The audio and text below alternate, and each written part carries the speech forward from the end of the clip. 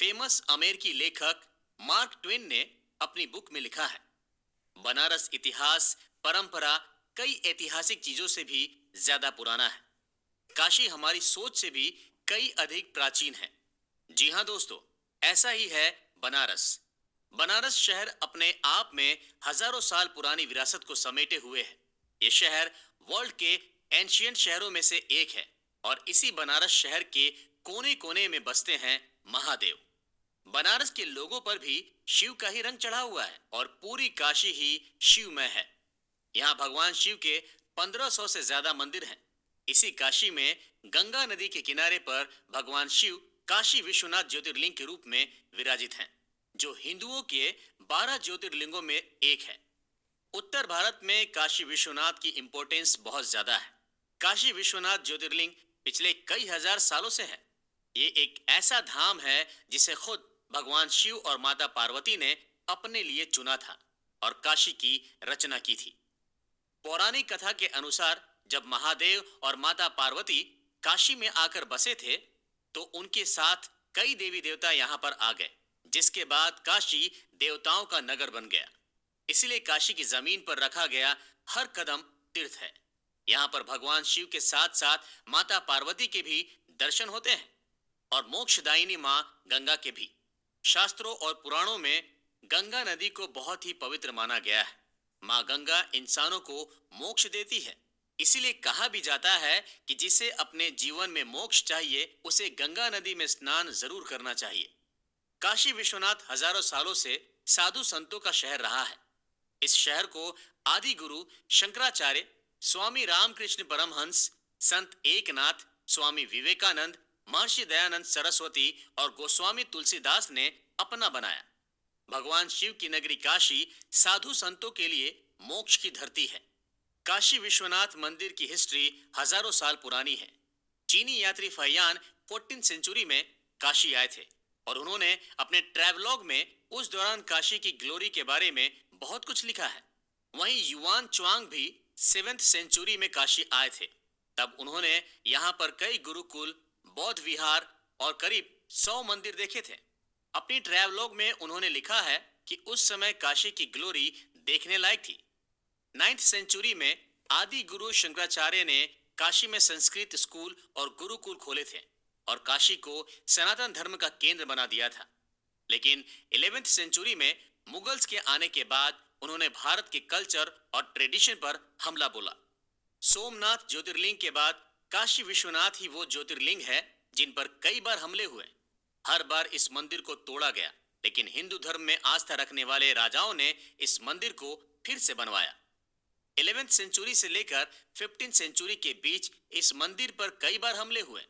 1194 में मोहम्मद गौरी ने काशी विश्वनाथ मंदिर को पूरी तरह से डिस्ट्रॉय कर दिया था, जिसके बाद हिंदू राजाओं ने इसका फिर से रिनोवेशन कराया। लेकिन मुगल यहीं नहीं रुके। 1447 में जौनपुर के सुल्तान महमूद शाह ने इस मंदिर को दोबारा तोड़ दिया था। लेकिन 1585 में राजा टोडरमल ने इस मंदिर को फिर से बनवाने में वहां के पुजारियों की मदद की। 1662 में शाहजहां ने इस मंदिर को तोड़ने का फरमान जारी कर दिया था, लेकिन लोगों के विरोध की वजह से इस मंदिर को नहीं तोड़ा जा सका। शाहजहां ने काशी विश्वनाथ के 63 मंदिरों को तोड़कर गिरा दिया था। मुगल के बाद ईस्ट इंडिया कंपनी ने इस मंदिर पर अपना हक जताने की कोशिश की। भारत में आने के बाद ईस्ट इंडिया कंपनी के ऑफिसर्स ने इस पर कब्जा कर लिया, जिसे मालवा के राजा मल्हार राव होलकर ने छुड़ाने की बहुत कोशिश की, लेकिन वो कामयाब नहीं हो सके। उस वक्त वो इस मंदिर को रेनोवेट करा रहे थे, लेकिन काम बीच में ही रुक गया। बाद में 1777 में इंदौर की रानी अहिल्याबाई होलकर ने इस मंदिर का फिर रिनोवेशन कराया। उसके 300 साल बाद भारत के प्राइम मिनिस्टर नरेंद्र मोदी ने इस मंदिर का फिर रिनोवेशन कराया। 8 मार्च 2019 में इस मंदिर के दरबार का शिलान्यास किया गया था। दिसंबर 2021 में काशी विश्वनाथ मंदिर में विशाल कॉरिडोर बनकर तैयार हुआ था। साथ ही मंदिर में और कई काम करवाए गए। पुरानी शैली में मंदिर को बरकरार रखने के लिए कई कारीगरों ने दिन रात एक कर दिए। आज इस मंदिर की पूरी तरह से काया पलट हो चुकी है और इसके परिसर को बहुत बड़ा कर दिया गया है। ताकि यहाँ आने वाले लाखों शिव भक्तों को किसी तरह की प्रॉब्लम ना हो।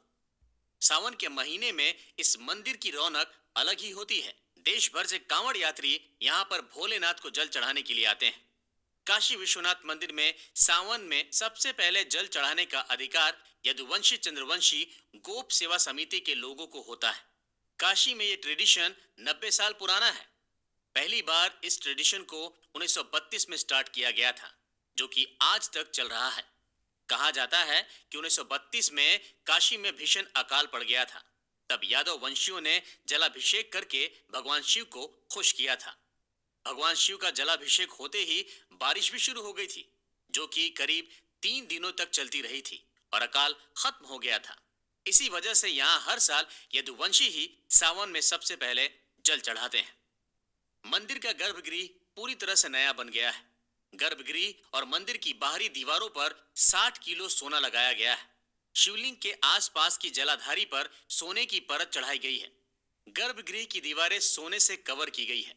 गर्भगृह के दरवाजे और चौखटों को सोने से मढ़ दिया गया है, जिसे प्राइम मिनिस्टर नरेंद्र मोदी ने बनवाया है। बनारस में 80 से ज्यादा घाट हैं, लेकिन इनमें सबसे खास है गंगा किनारे बना मणिकर्णिका घाट। इसी मणिकर्णिका घाट से मोक्ष की यात्रा शुरू होती है। यहाँ पर अंतिम संस्कार के लिए लाइन लगी रहती है। कहा जाता है कि मणिकर्णिका घाट को खुद भगवान शिव ने अनंत शांति का वरदान दिया था। ये एक ऐसा शमशान घाट है जहां अंतिम संस्कार के बाद इंसान को सीधा मोक्ष मिल जाता है। फिर उसे पुनर्जन्म लेकर दोबारा से दुखों को नहीं भोगना पड़ता है। इसलिए काशी को मोक्षदायिनी भी कहा गया है।